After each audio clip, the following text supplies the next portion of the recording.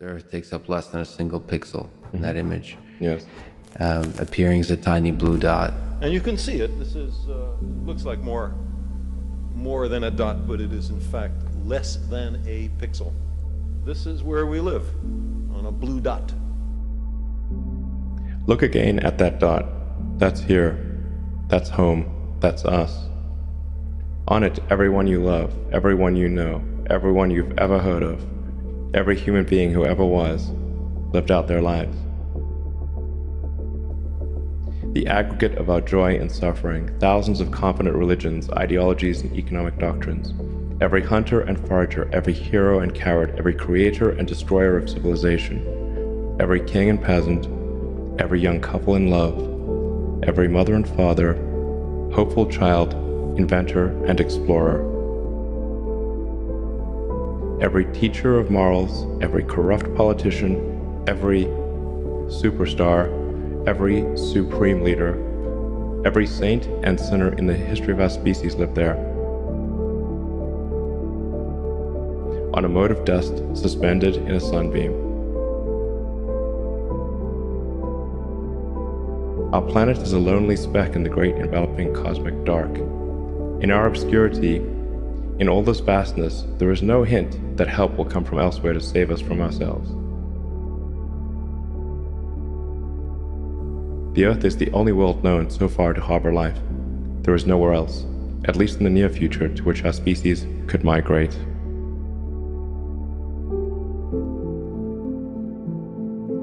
Everything we've ever known and done is on this tiny blue dot. People also get too trapped in their squabbles amongst humans, and they don't think of the big picture. And they take civilization and our continued existence for granted. They shouldn't do that. Look at the history of civilizations. They rise and they fall. And now, civilization it's globalized. And so civilization, I think, now rises and falls together. There's not geographic isolation. This is a big risk. Things don't always go up. That's an important lesson of history. And I wonder how many dead one-planet civilizations there are out there in the cosmos that never made it to the other planet and ultimately extinguished themselves or were destroyed by external factors. Probably a few. It's only just possible to travel to Mars, just barely. It's funny, the universe appears to be 13.8 billion years old. Earth is like 4.5 billion years old. In another 500 million years or so, the sun will expand and probably evaporate the oceans and make life possible on Earth, which means that if it had taken consciousness 10% longer to evolve, it would never have evolved at all. Just 10% longer. And I wonder how many dead one-planet civilizations there are out there in the cosmos that never made it to the other planet and ultimately extinguished themselves or were destroyed by external factors. Probably a few. It's only just possible to travel to Mars, just barely. If G was 10% more, wouldn't work really. If G was 10% lower, it would be easy.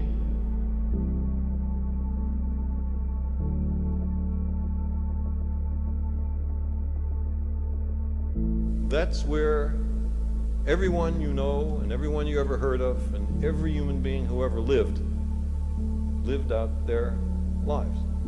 It's a very small stage in a great cosmic arena.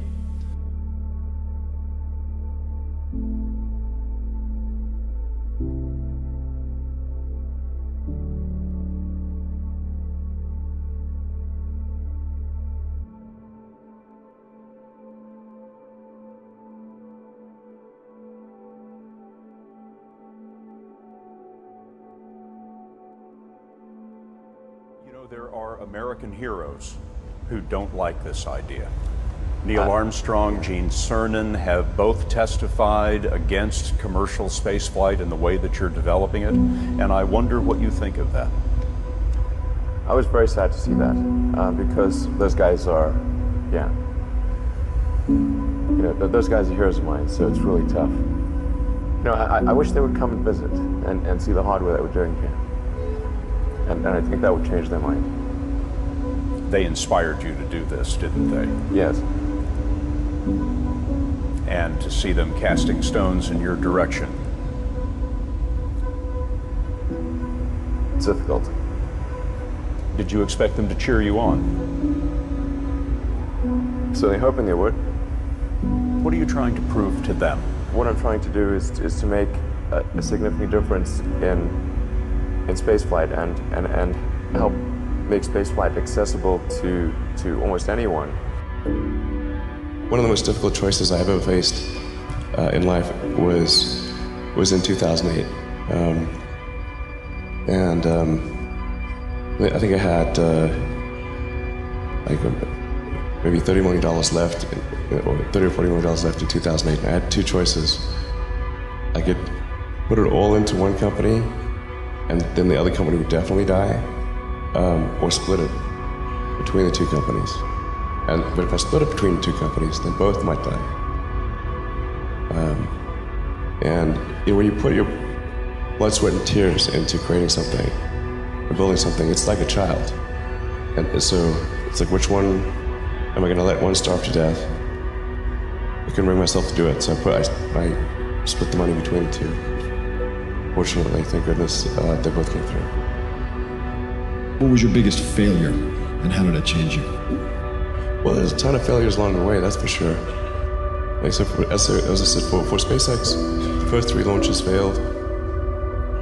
And we actually were just barely able to scrape together enough parts and money to do the 4th launch. If that 4th launch had failed, we would have been dead. So multiple failures along the way. I tried very hard to get the right expertise in for SpaceX. I tried hard to find a great chief engineer for the rocket, but the good chief engineers wouldn't join, and the bad ones, well, there was no point in hiring them. So I ended up being chief engineer of the rocket. So if I could have found somebody better, then we would have maybe had less than 3 failures. That 3rd failure in a row, did you think, I need to pack this in? Never. Why not? I don't ever give up.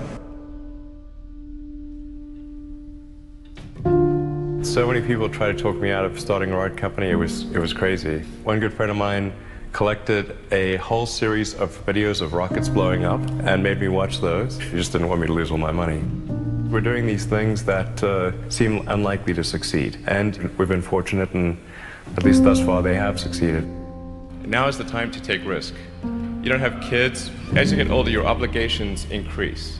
And once you have a family, you start taking risk not just for yourself, but for your family as well. It gets much harder to do things that might not work out. So now is the time to do that before you have those obligations. So I would encourage you to take risks now. Do something bold. You won't regret it. How did you figure you were going to start a car company and be successful at it? Well, I didn't really think Tesla would be successful. I thought we would most likely fail. But I thought that we at least could address the false perception that people had that an electric car had to be ugly and slow and boring like a golf cart. But you say you didn't expect the company to be successful, then why try? If something's important enough, you should try, even if the probable outcome is failure. Or how do you think about making a decision when everyone tells you this is a crazy idea? Or where do you get the internal strength to do that? Well, first of all, I'd say I actually think I feel fear quite strongly. So it's not as though I just have the absence of fear. I feel it quite strongly. But there are just times when something is important enough, you believe in it enough, that you do it in spite of fear. I think about what technology solution is necessary in order to achieve the particular goal, and then try to make as much progress in that direction as possible. I think being a multi-planet species and being out there among the stars is important for the long-term survival of humanity, and that's one reason. But then the part that I find personally most motivating is that it creates a sense of adventure, and it makes people excited about the future.